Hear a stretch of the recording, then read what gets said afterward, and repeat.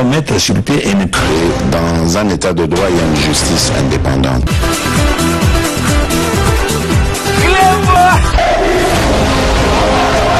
Ce n'est pas pour rien qu'il faut des conseils.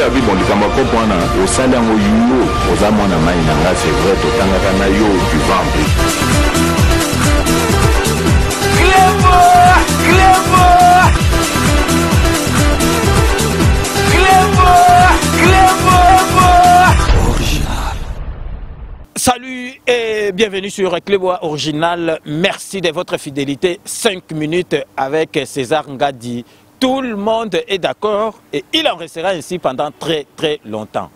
5 minutes à l'élo, ezali vraiment koseki sangai parce que nalingai ko aborder sujet oté mais namoni bato belé babunga kanzela parce que ba misusu batalaka 5 minutes le musu na retard ba kotaka na ba distraction.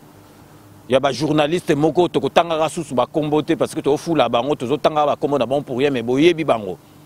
Mais boye ba que 5 minutes to zali awate to sala ka émission te na émotion. To sala ka émission te pona ba tuba ya batu. Et puis to sala ka émission te na ba fake news, na ba boba, na ba makamoko ezanga tina. Mais batu tellement ba lobby yango trop ba bondeng babi non grand prêtre César Ngadi yo tolingako parce que au pesaka biso information ya solo o kisaka biso motema yango na lobby ke non nakotika yango te nakolobela yango donc lelo tozali kolobela na kati émission na biso ya lelo ba soi-disant ba villa moderne oyo Kagame alingaki ou bien alingi kotonga na Goma mais peuple congolais na sengi na bino bato balingi mboka bomoni ndenge batu bazali koloba ndenge batu balobi bilobela batu bango moko balobi bilobela mais est-ce que bo imaginer kaka bo boule kaka une seconde que mutoloka Kagame Rwanda eza déjà pays moka 10 000 ya pauvre déjà donc Kagame tolingaka été bon siko imaginer que Kagame aya penza ke alobi ke aye ko tonga ba villa moderne ce ba villa ndenge nini na mboka na biso donc atakutu yuma yango atakutu mbumbulu yango atakutu Félix Antoine Tshisekedi pouvoir yango ce ba pesa na Kagame ce ba pesa na nini donc bino boko ko imaginer que une seconde que Félix Antoine Tshisekedi noko yaya donc moi na la musique donc congolais de souche andima donc vraiment mutoloko Kagame aya na mboka na biso aye ko tongela biso ba villa donc ceux qui bandako moko boy biso pe tondimi Félix Antoine Tshisekedi pe andimi donc bino kutu bozo ndima yango te mais bino bolingi ke Félix Antoine Tshisekedi andima yango mais ezali makamoko boko kutu ko imaginer te nazali ko kamo il suffit ka journaliste moko boy oyo alingaka donc mboka na biso te ya n a créer ka ba masolo ka na ba a créer ne ka ba masolo comme loba ba misusu ba komi kondima nalingi ko yebisa bino ezali makambo ya lokuta. Mais boye bisanga boyoki yango na télévision wapi boyoki yango gouvernement congolais lobby yango ou bien na télévision ba rwandais ba lobby yango donc ebimika ka boye dans les vides dans les néa donc bokomi ko commenter ngo ale batu bakomi ko toza d'accord te o tolingi yango te nani yango ayebsaki bino ke Kagame aye a sali proposition atonga ba villa soki moderne na Goma exista te boulwana pe et salamate et puis que boulwana pe e ko yate et que salamaka jamais donc batika ko distraire bino na ba distraction oyo ezangi tina oyo kutu boko iko landela te na bisi bino bo buleka une seconde ke mutuloko Kagame aya ko sala proposition ndengwana président na biso pe Fachi Beto azali mwana mboka congolais de Susanjim est-ce que li campagne na koko yebsa bino est-ce que biso na pays Rwanda toza na pays problème na pays Rwanda neti Rwanda biso est-ce que toza na pays neti Rwanda toza na bango problème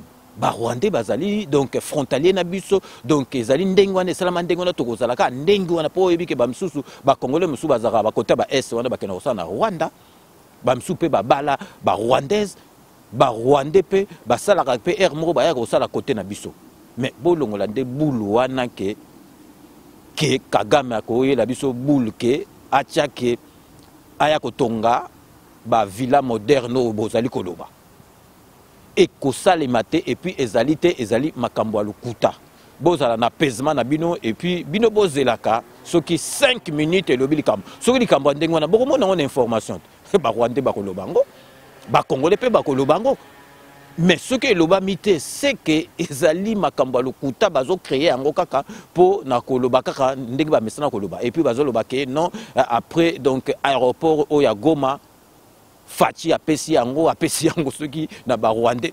Mais nazali ko comprendre est-ce que na kati ya Goma kona bobi ke aéroport wana ezali aéroport international bandaka est-ce que na kati ya Goma na ba avion kaka ya Rwanda comme tout et quoi et atterrissaka wana ba avion ya Rwanda te parce qu'à partir des aéroports internationaux à partir wana ba avion ebele ko kende ba place ebele ce que ye wana est-ce que bino bozo se rendre compte mbongo boni avion moko ezala ya mboka nini eye lali na aéroport ya mboka moko 24 heures boyebi ekokolisa mbongo boni na kati ya mboka wana. Bon, imaginez RVA et côte sera combien ce qui donc aéroport wana neti donc avion à Rwandais et que là na Goma et côte sera mbongo boni. Mais bon réfléchir na nous.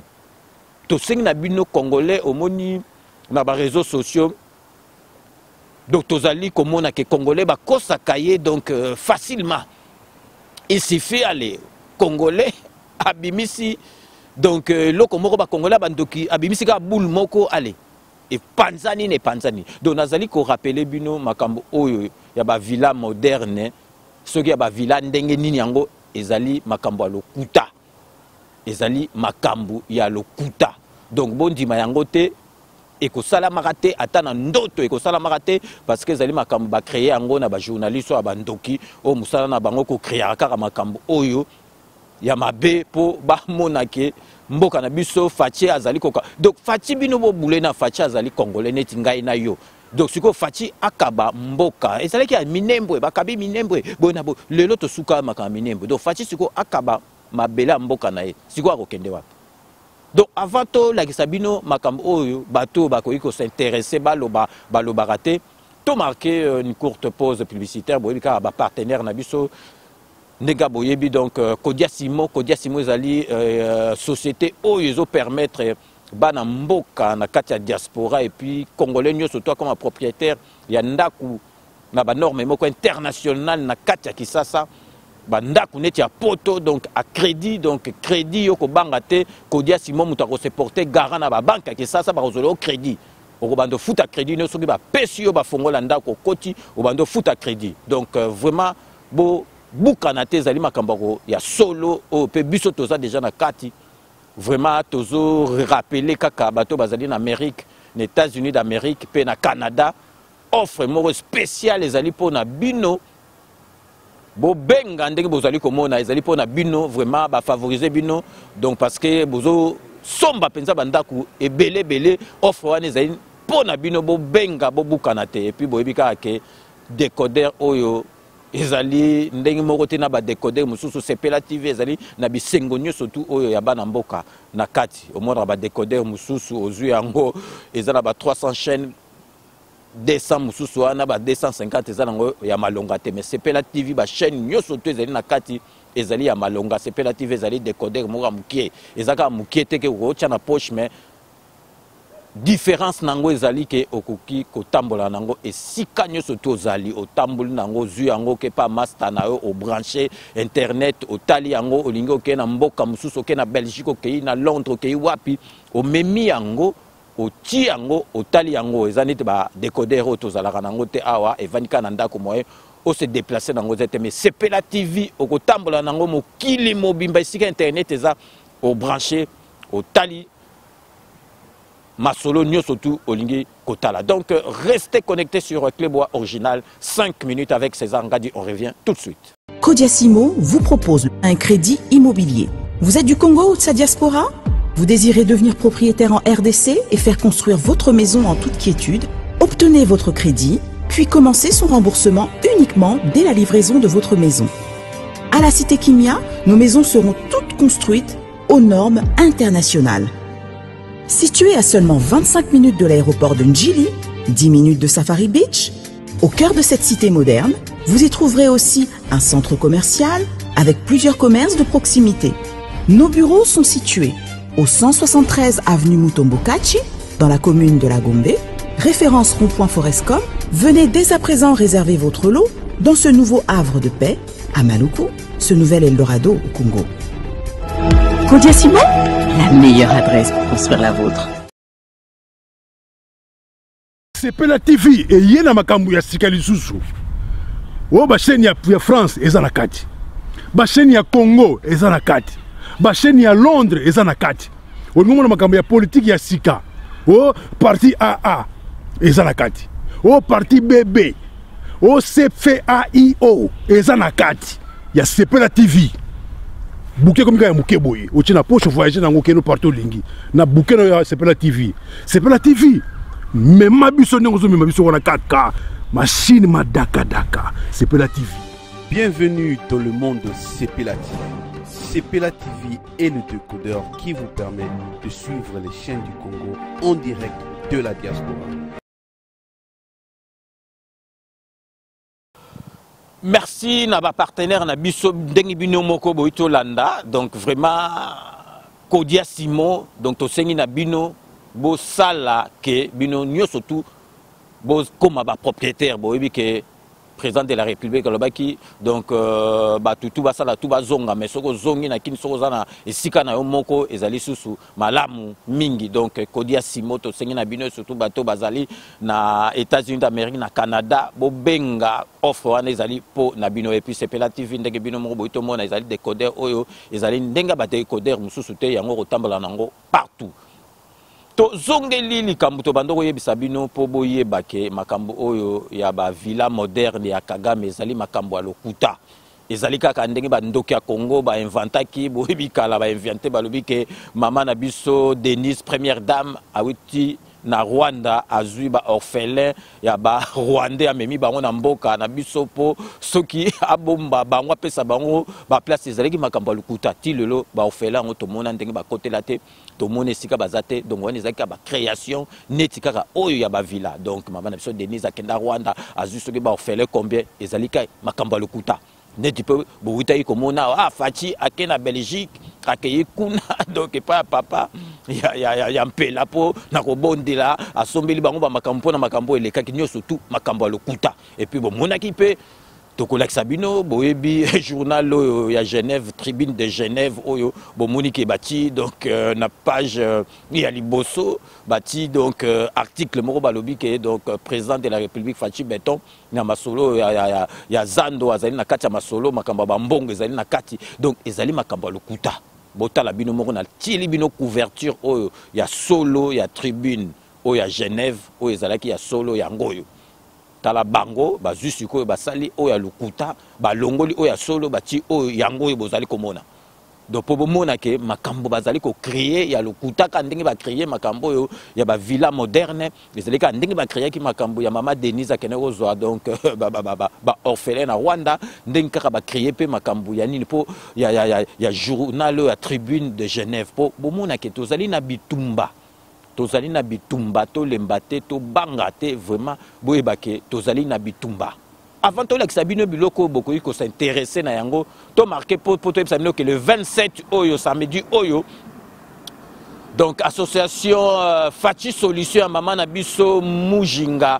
oyo présidente asalaka makambo donc ya pamba te azwa temps na ye boyebi association na banda kala mais sortie officielle na salité il fallait sala ngona ndenge ya malamu donc le 27 oyo à partir à 20h donc sortie officielle ya Fachi Solution oyo bozali komona na ba fiche donc samedi à partir à 20h to vivre sortie officielle ya Maman Nabiso, présidente Mujinga, na Fachi Solution.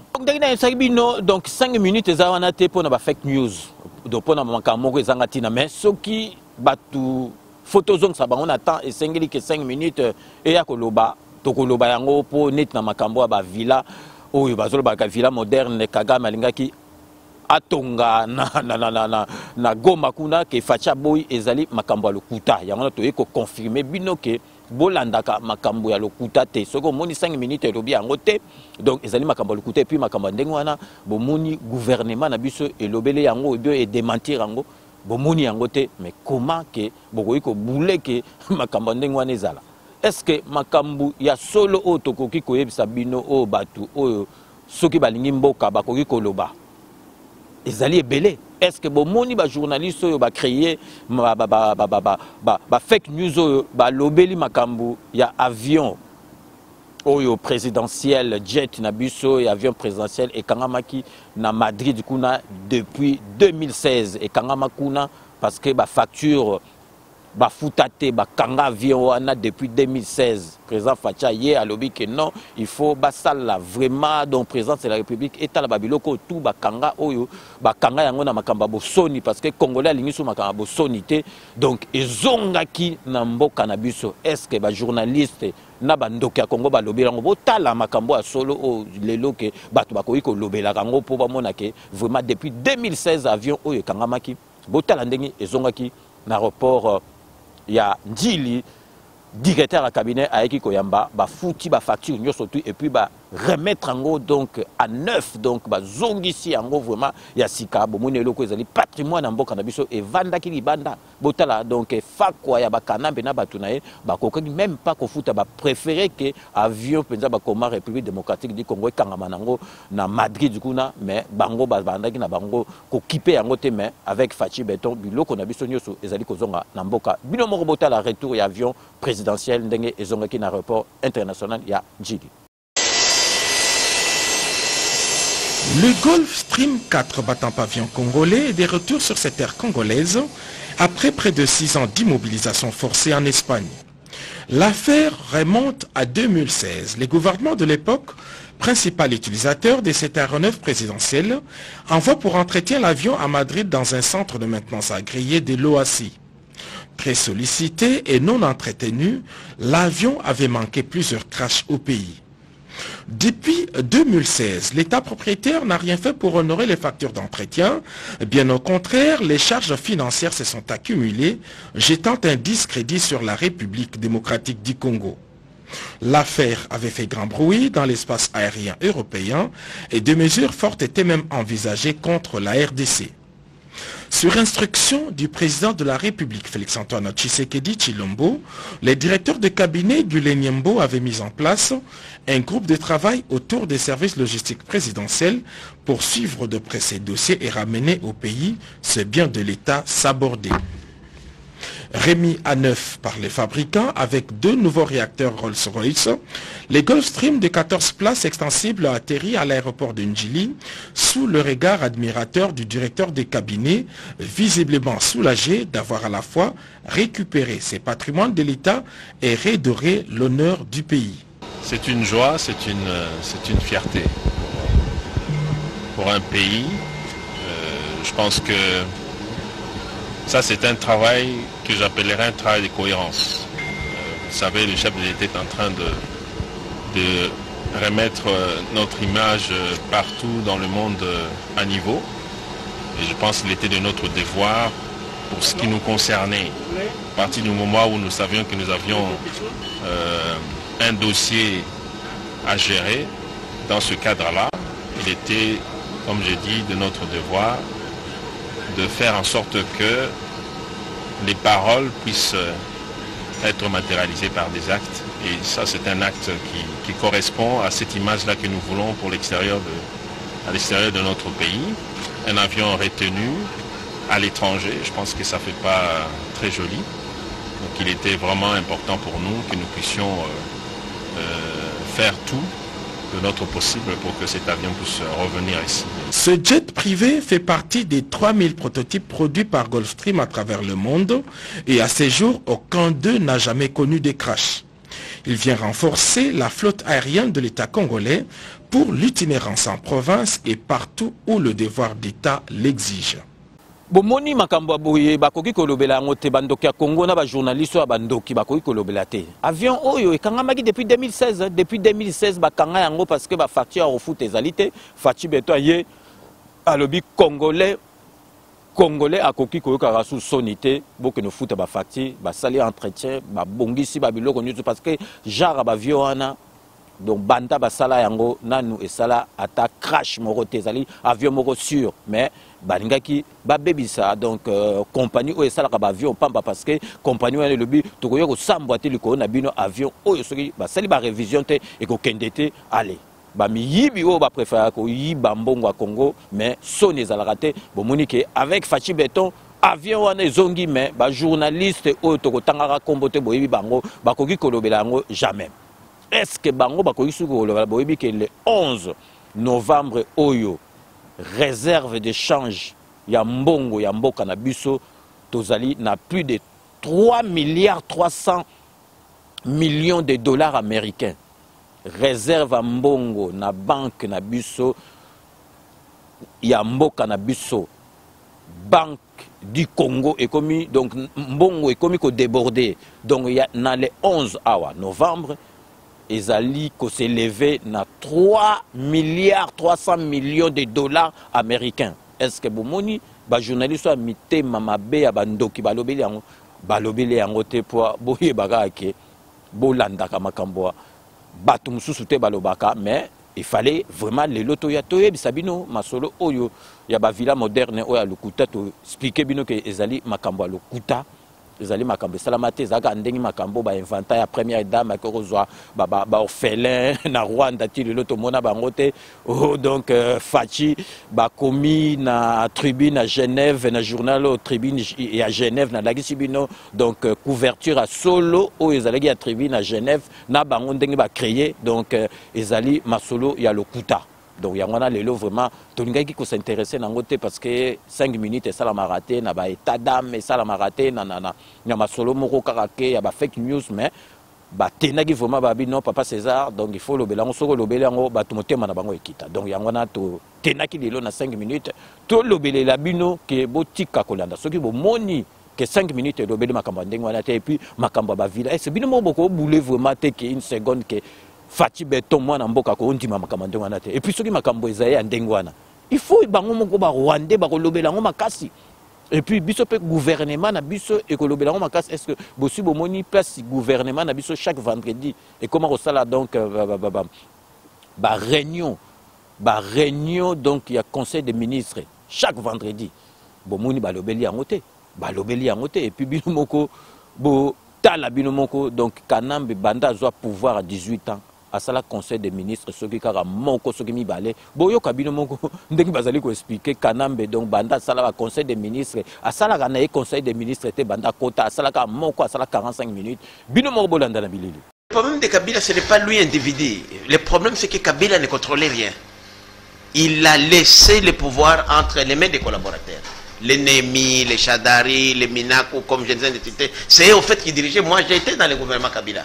Et je vous dis, ministre... Kabila n'avait le contrôle de rien? Rien du tout, ça dit qu'il recevait que les rapports. Je crois qu'il s'occupait d'autre chose que des gouvernements.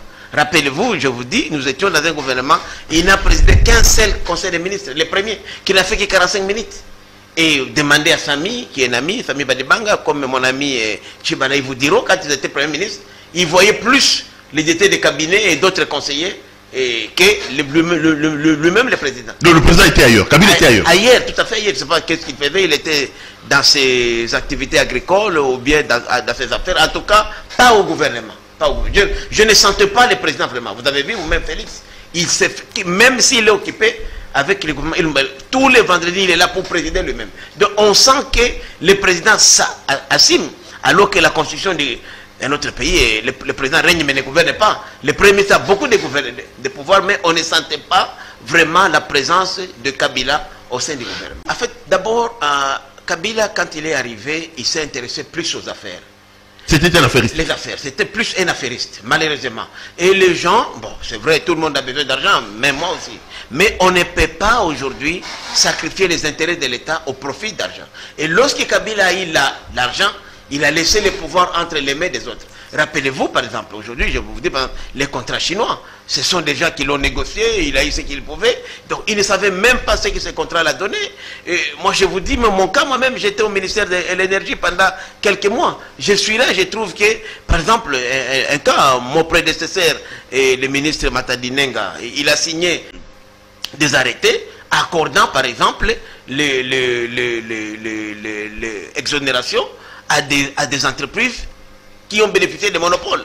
Alors que la loi de 2014 a banni les monopoles dans le secteur de l'électricité. Et moi je viens, je suspends par une décision, je vois Néhémie me rappelle, alors il me dit non, STS c'est une société belge. Moi je dis non, même en Belgique, vous ne pouvez pas briser la loi, c'est une loi, une décision du gouvernement.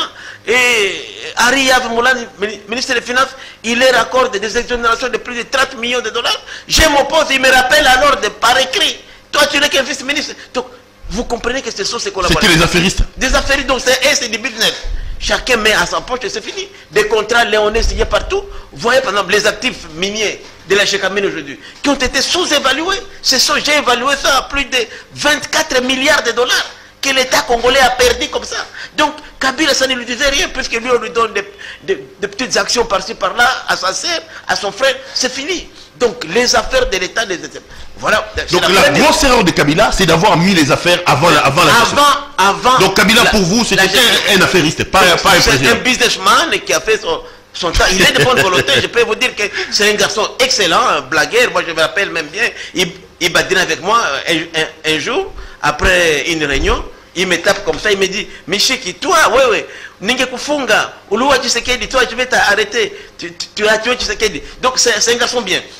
Il est bien, mais côté politique, en tout cas, Kabila est nul. Je m'excuse beaucoup. Il est nul, puisqu'il s'est fait. Et c'est comme ça aujourd'hui que même les gens, quand nous les avons dénoncés, ce qu'on avait déjà entendu. Moi, je voudrais faire un débat avec Chadari, avec Minakou, avec Néhémie, sur ce plateau ici, pour les recadrer. Je vous dis, ils ne viendront pas, puisque nous les avons mis à nu.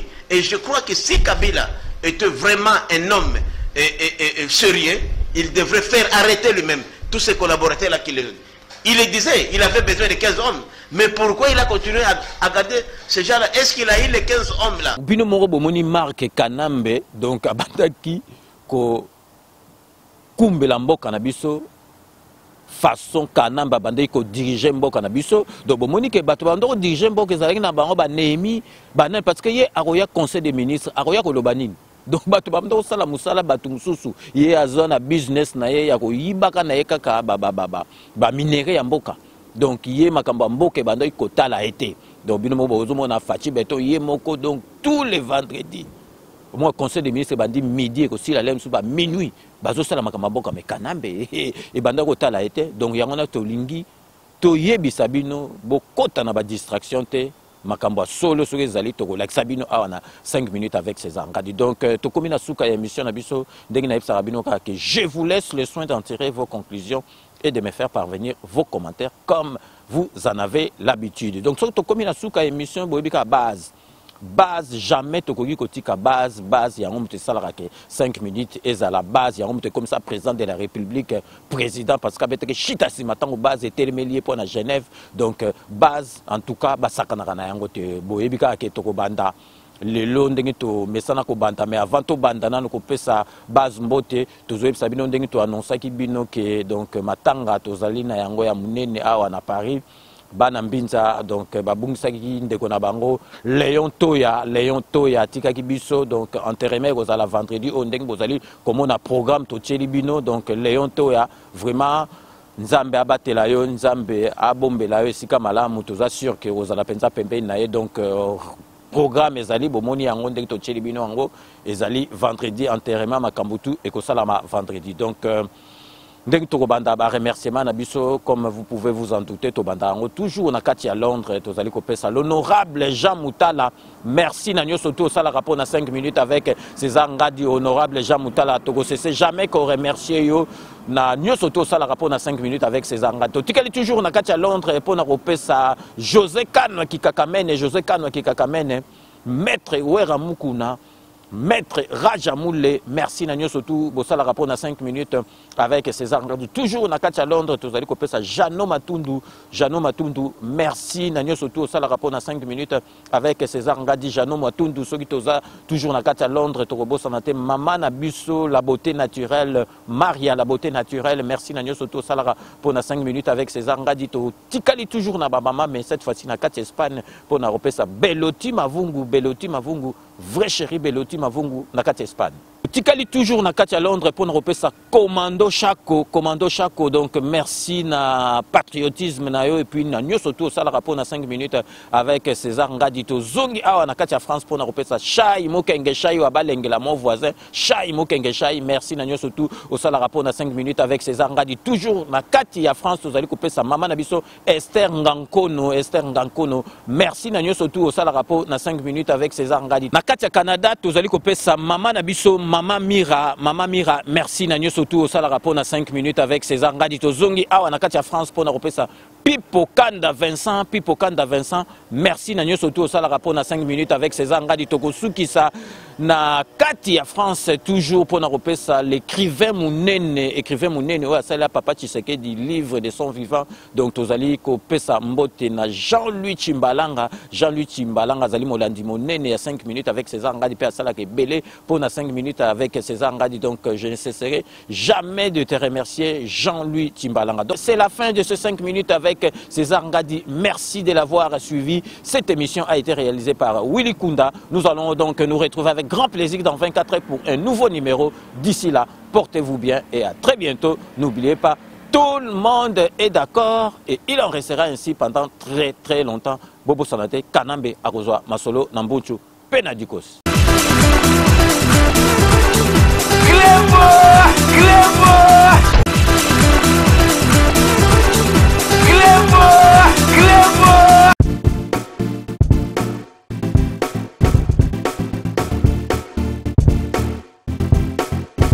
On doit mettre sur pied un état. Dans un état de droit, il y a une justice indépendante.